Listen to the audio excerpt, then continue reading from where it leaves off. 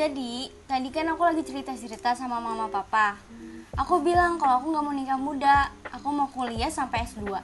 Aku mau nikmati hasil uang aku sendiri. Terus kata mama papa gimana? Nah itu, masa kata mereka anak perempuan gak usah sekolah dan berkarir tinggi-tinggi, nanti malah gak dapet jodoh. Aneh banget, masa gak dapet jodoh? Makanya kesel kan? Kata mereka, ngapain juga sekolah tinggi-tinggi, toh juga bakal ngurus rumah. Oh, mama papa kamu tuh masih pakai pola pikir zaman dulu gitu gak sih? Iya, zaman dulu diskriminasi kayak gitu masih banyak gak sih? Iya benar, contohnya itu disuruh nikah muda. Dan terus juga pendidikan itu hanya untuk laki-laki saja gitu. Guys, tapi zaman dulu tuh juga udah ada kesalahan gender kok. Nih contohnya pada masa Hindu-Buddha. Jadi pada masa itu ada sejumlah kerajaan yang dipimpin oleh Raja Putri atau Raja Wanita. Oh iya ya, bahkan ya beberapa dari Raja Putri ini memiliki jejak sejarah yang kuat hingga tercatat dalam berita Tiongkok loh. Misalnya seperti Ratu Jeshima, Raja Wanita pertama yang menjadi penguasa di Kerajaan Kalingga pada tahun 674 Masehi sampai 695 Masehi, dan masih banyak lagi loh. Tapi mereka nggak cukup dikenal gitu ya? Kayak contohnya ketika kita berbicara tentang kerajaan Majapahit, masyarakat akan lebih mengenal Raja Wijaya atau Hayam Wuruk dibandingkan Tribuana Wijaya Tunggadewi yang justru berhasil melakukan ekspansi besar-besaran untuk memperluas daerah kekuasaan wilayah kerajaan. Iya benar, pasti rata-rata orang taunya Hayam Wuruk atau nggak Raden Wijaya kan? Oh iya guys, diskriminasi itu bukan gender doang kan ya? Iya benar, ada diskriminasi ras, agama, juga warna kulit, dan banyak lagi. Kalian tau gak sih masa dimana ada diskriminasi terhadap masyarakat yang turunan Tionghoa di Indonesia? Aku tahu. Itu pada masa demokrasi Orde Baru bukan sih? Yang ada kerusuhan besar gitu. Ada diskriminasi terhadap masyarakat Tionghoa, sama ada krisis moneter juga kan? Waktu itu kalau nggak salah di bawah kepemimpinan Soeharto bukan? Oh iya bener, kerusuhan 98 kan ya?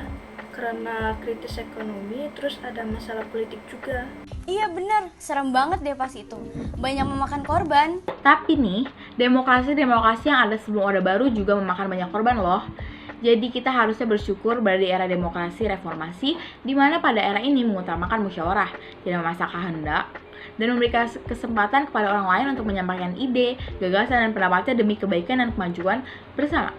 Kebebasan masyarakat dalam menggunakan haknya menjadi lebih terbuka, meluas, dan kritis. That's right. Guys, waktunya udah mau habis nih. Oh, kalau gitu kita lanjut nanti aja ya.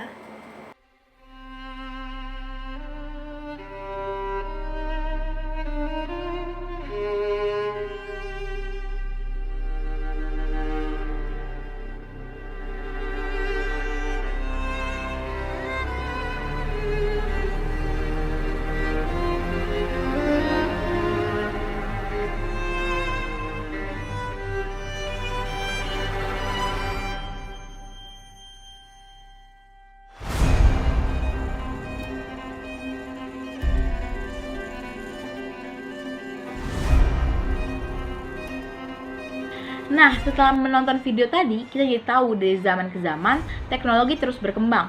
Bahkan sampai sekarang nih ya, belum berhenti dan terus berkembang. Tapi di sisi lain, ada banyak orang yang tidak mampu mengikuti perkembangan teknologi tersebut. Nah, dari faktor tersebut itulah yang dapat menyebabkan kemiskinan terjadi. Contohnya gini, saat ini, mayoritas masyarakat dunia pasti sudah menggunakan gadget yang canggih untuk membantu aktivitas sehari-harinya. Tapi di daerah pedalaman, masih banyak masyarakat yang tidak bisa mengikuti perkembangan teknologi tersebut, sehingga mereka ketinggalan zaman dan tidak ikut berkembang, alias mereka stuck di situ aja. Nah, teman-teman belum pada ngerti kan?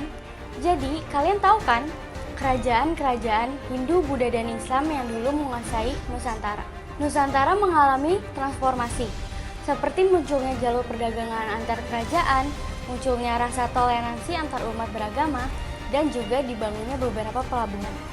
Sama seperti sekarang, dunia sudah mengalami banyak transformasi. Contohnya pada teknologi yang semakin canggih, yang menghasilkan robot yang pintar. Pada masa sekarang, robot banyak membantu manusia dalam beraktivitas dan bahkan menggantikan manusia. Nah, hal ini juga dapat menyebabkan kemiskinan. Banyak robot yang digunakan sehingga pekerjaan yang membutuhkan tenaga manusia semakin menurun dan menyebabkan banyak orang yang tidak bekerja. Tidak hanya manusia, bahkan hewan peliharaan juga bisa digantikan. Contohnya iRobot. iRobot ini adalah robot pengganti hewan peliharaan. iRobot bisa berperilaku seperti hewan peliharaan yang menggemaskan seperti hewan pada normalnya. Teknologi yang semakin canggih memang sangat membantu kehidupan sehari-hari kita. Kita jadi semakin mudah melakukan beberapa hal seperti komunikasi jarak jauh yang sekarang dapat dilakukan dengan mudah dan mempermudah beberapa pekerjaan manusia. Tetapi kehadiran teknologi adalah untuk membantu manusia, bukan menggantikan atau bahkan merugikan manusia. Manusia jauh lebih pintar dibandingkan mesin, karena manusia yang membuat mesin tersebut dengan kepintarannya. Tanpa adanya manusia, robot atau mesin tidak akan bisa beroperasi. Anyway guys, do you know how robots work using matrix? A matrix is a collection of numbers, symbol, or expression in the form of a square or rectangle arranged by rows and columns. If used on robot, matrix can assist in the movement and automation of robotic parts. In other words, the matrix transformation used in the robot help us to determine the movement of the object part with respect to each other. Usually, the transformation will appear after the data program and integrated with the robot part is successful. As beginner, we can try this one of which is by using the hour of code. Nah teman-teman, seperti yang dibahas oleh Aneta, Didita, dan juga Bunga, kemiskinan itu difaktorkan oleh teknologi yang terus berkembang dan semakin canggih. Padahal kemiskinan itu punya banyak faktor lain loh. Salah satu contohnya adalah bencana alam. Indonesia berada pada Ring of Fire dan dikepung oleh 3 lempeng tektonik dunia, yakni lempeng Indo-Australia, Eurasia, dan lempeng Pasifik, membuatnya menjadi negara rawan bencana sehingga rentan terkena gempa bumi, tsunami, dan gerakan tanah berintensitas tinggi sepanjang waktu. Hal ini disebabkan oleh terjadinya tumbukan antara 2 lempeng bumi. Bencana alam mengurangi indeks pembangunan manusia atau IPM dan meningkatkan angka kemiskinan. Bencana alam menyebabkan kemiskinan, kematian anggota keluarga, kehilangan modal hidup baik uang, harta, tempat tinggal semua habis tersapu bencana. Pemulihan kondisi psikis, finansial, dan sosial pasca bencana memakan waktu yang lama, dan juga posko-posko yang menyalurkan bantuan kian hari semakin dikit. Sementara itu, kebutuhan hidup mereka di daerah bencana tetap harus terjamin. Jadi, baik itu dari segi teknologi, politik, ekonomi, sosial budaya, semua itu mengalami transformasi. Dari transformasi yang ada, diharapkan kita sebagai generasi muda dapat mengubah transformasi ini ke arah yang lebih baik. Dan transformasi ini akan sangat tak terbatas seiring berkembangnya zaman.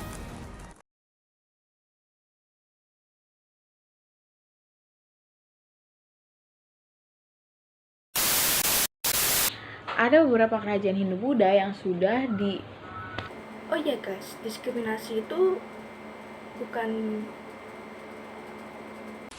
Iya benar. Contohnya itu bisa nikah muda, terus juga bisa